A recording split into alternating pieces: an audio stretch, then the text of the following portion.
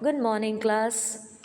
So, I suppose that you have seen yesterday's video about immunity, about how the vaccine was being invented by Edward Jenner for smallpox, how he have taken a puzzle from the cowpox and he have treated that particular thing in 1070s.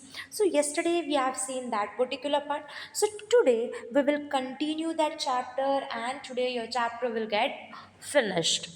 And one thing you have to do, that the homework which will be given by me, so that you have to do in your notebooks as a writing work.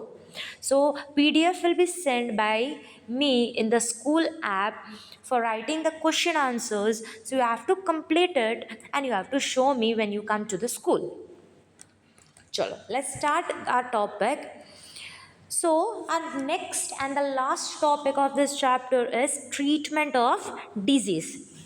जो हम लोग ने last में देखा था कि vaccines होने की वजह से हमारे बॉडी के अंदर इम्यूनिटी आ जाती है, और ये इम्यूनिटी हम लोग एक तरीके से गेन कर सकते हैं जिसका नाम होता है एक्वायर्ड इम्यूनिटी।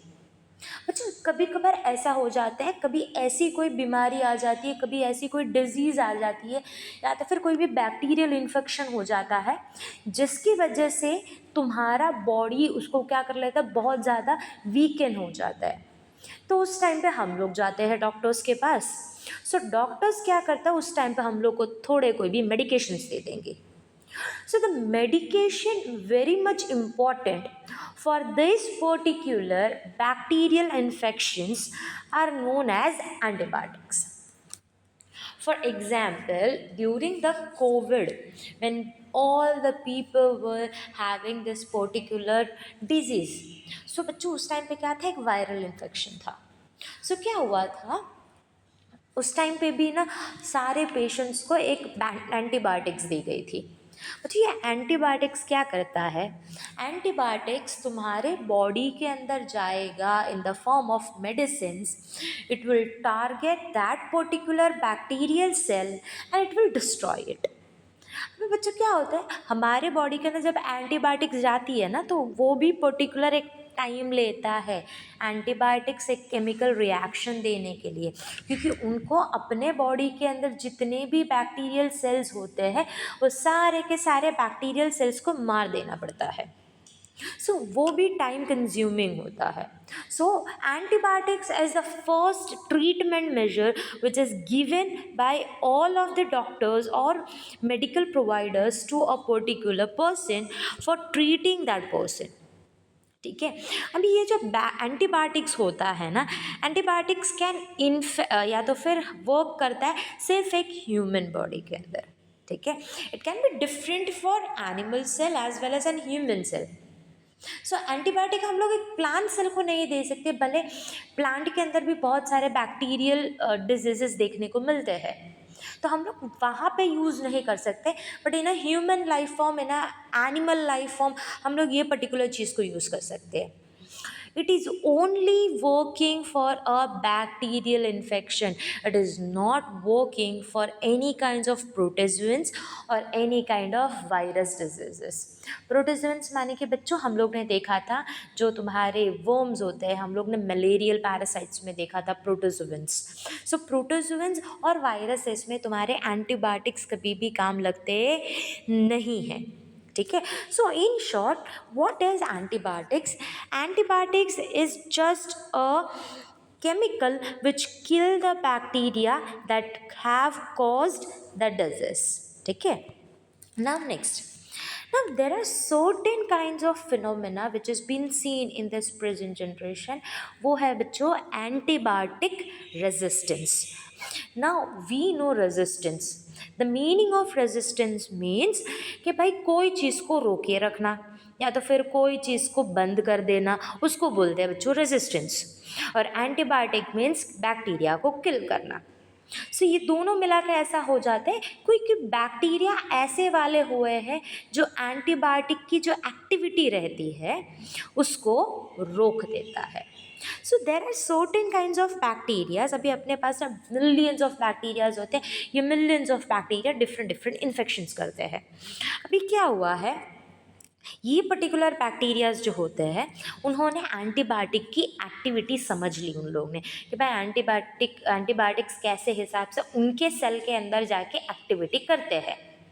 तो उन्होंने क्या किया, अपने पर्टिकुलर जेनेटिक के अंदर वेरिएशन लाने लग गए। अभी जेनेटिक के अंदर वेरिएशन आने लग गए तो फिर ये जो एंटीबायोटिक्स हमने जो ली थी वो काम लगता नहीं है।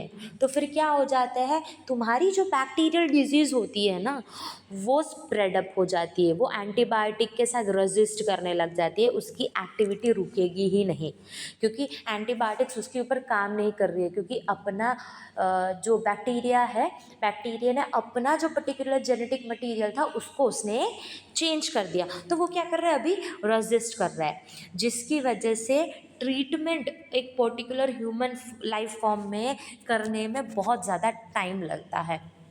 जैसे हम लोग ने देखा था कोविड का पहला वेव आया, सेकेंड वेव आया, थर्ड वेव आया, बट बच्चों फर्स्ट वेव में भी सारे पर्टिकुलर ह्यूमंस ने तो एंटीबायोटिक्स ले ही ली थी, तो फिर सेकेंड वेव में क्यों फिर से आया वो, क्योंकि बच्चों ये पर्टिकुलर जो वायरसेस थे उन्होंने अपने आप को रेजिस्ट कर लिया था, किससे, एंटीबायोटिक्स से।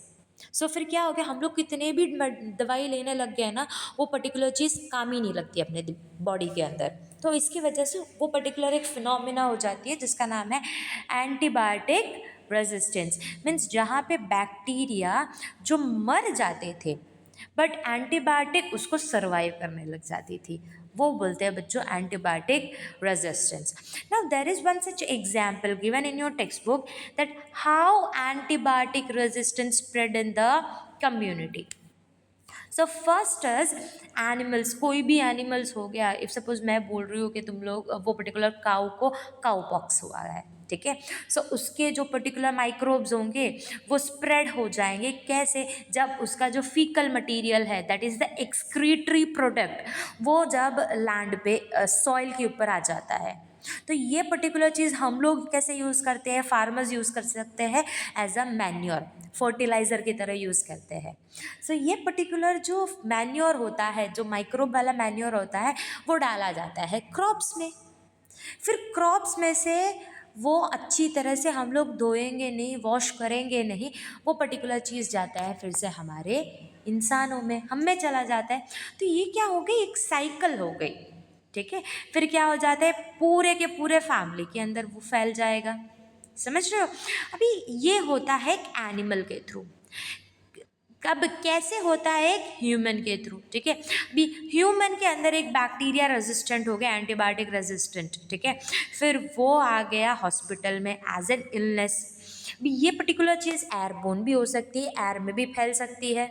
अभी ये क्या हो गया, एयर में फैल गया तो पूरे के पूरे हॉस्पिटल में जितने बंदे होते हैं उन सबको चला जाएगा, और जो पर्टिकुलर पेशेंट जो हॉस्पिटल में ऑलरेडी एडमिट था ये पर्टिकुलर चीज़ के लिए, एक बीमारी के लिए, वो तो ट्रीटमेंट हो गया उसका और फिर वो चला गया, फिर क्या करता है, फिर वो फिर से फैमिली में जाएगा, और तब तक के लिए तो फैमिली में ही बहुत सारे लोगों को हो जाते हैं क्योंकि ये तो एयरबोर्न हो गई। अभी ये क्या हुआ है, तुम्हारे बॉडी के अंदर जितने भी माइक्रोब्स थे वो सारे के सारे एंटीबायोटिक से रेजिस्टेंट हो गए बच्चों, तो तुम लोग अभी कितनी भी दवाई लोगे वो पर्टिकुलर चीज़ रेजिस्ट करेगा, वो प्रिवेंट करता है कि नहीं भाई मुझे कितनी भी दवाई दे दो मैं तो जाऊँगा नहीं, और एक टाइम के बाद जाएगा जब तुम्हारा शरीर बहुत ज़्यादा वीकन हो जाता हो, तुम लोग बहुत ज़्यादा दवाई लेने जाते हो, इसको बोलते हैं बच्चों antibiotic resistance.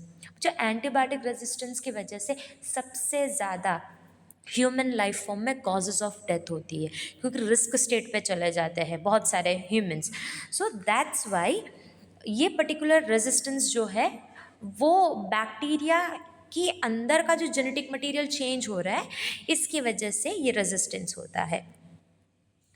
Now next is our Indian traditional methods, जैसे कि वी नो दैट हमारे इंडियन ट्रेडिशनल मेथड में सबसे पहला वाला होता है आयुर्वेदिक होम ट्रीटमेंट्स, बच्चा आयुर्वेदा है, सिद्ध है, उनानी है, that are the normal Indian traditional remedies which was been used for many of the people in very before previous ages ago. ये पर्टिकुलर चीज़ जो होता है ना, तुम्हारे बॉडी के अंदर कोई भी इफेक्ट करती नहीं है, मीन्स इंटरनल इफेक्ट नहीं करती। जैसे कि हम लोग कोई भी मेडिसिन लेते हैं तो हम लोग को वो कड़वा लग जाता है, तो फिर क्या हो जाता है, तुम्हारे बॉडी में जाकर ना बहुत सारे डैमेजेस भी करते हैं। ये नेचुरल नहीं होते, ये केमिकली मेड होते हैं। वाइल एज जो आयुर्वेदा मेडिसिन होते हैं, each and every medicine are naturally made. It is made from herbs, oils, कि तुम्हारे घर पे रखी हुई कोई भी चीज़ हो गई उससे बनी होती है। ये पर्टिकुलर चीज़ से है ना, क्या होता है, लॉन्ग जो पर्टिकुलर डिजीज़ होता है वो लॉन्ग गोइंग होता है। मीन्स तुम लोग को थोड़ा टाइम लगेगा ये डिजीज़ को पूरी तरह से क्योर करने के लिए, but it have the 100% chances that it is curable with any of the side effects in your body. So promoting recovery करता है, it only effects on your particular disease for a long time लेता है वो disease को effect करने के लिए। But अगर ये आयुर्वेदा का ट्रीटमेंट, सिद्धा का ट्रीटमेंट या तो फिर उनानी का ट्रीटमेंट लेते हैं, तो उससे क्या होता है, तुम्हारी एक हेल्दी लाइफस्टाइल बनती है। उसके साथ साथ वो लोग ऐसा प्रैक्टिस करते हैं कि you should have a healthy and balance diet food during taking medicine also and during you are ill also. तब उस टाइम पे तुम लोगों को क्या होता है कि भाई ये पर्टिकुलर दवाई लेने के साथ साथ तुम लोग खाना भी लेते हो। So these are the different therapies which can be done for a non-communicable disease, कि वो बहुत ज़्यादा स्प्रेड अप ना हो, कि भाई एक बंदे से दूसरे बंदे को वो स्प्रेड अप हो जाएगा। It may take a management of a disaster तक जा सकता है। So if you change your lifestyle, if you change your medication techniques, if you change your balanced diet proportions, so it can lead a good lifestyle in your particular health. So these are the different ways by which a non communicable disease cannot be spread from one person to the other. So this was all about today's lecture, and I will send your homework within the school app and you have to write it down. Thank you and be safe.